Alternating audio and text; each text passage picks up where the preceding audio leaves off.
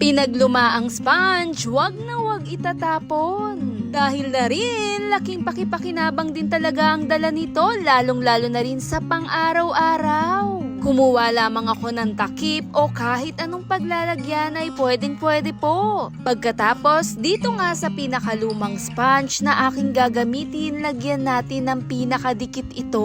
Simpleng paggawa, simpleng paggamit, napapakinabangan pa natin yung mga bagay na patapon na rin. Dito nga sa glue stick, dinirekta ko nga itong lagyan doon mismo sa pinaka-sponge, ikalat lamang ito. Kailangan sa paglalagay damihan, ikalat lamang sa buong paligid ng pinaka-sponge at doon sa pinakatakip, idirekta natin tong idikit biglaan para mas kumapit, mabilis ang pagtuyo nito.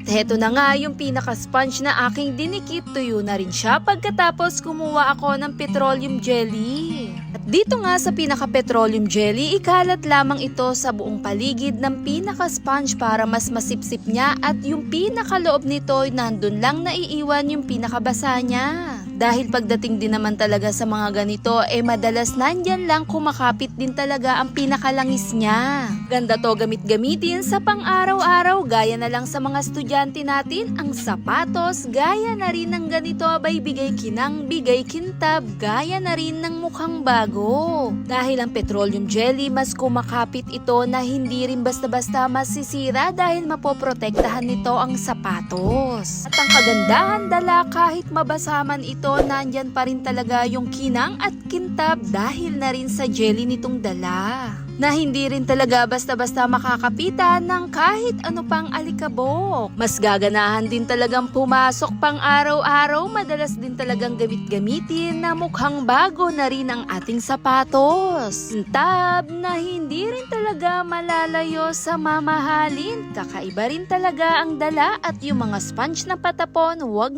na rin itapon, laking pakipakinabang ang dala. Hit thumbs up if you like this video. Thanks for watching.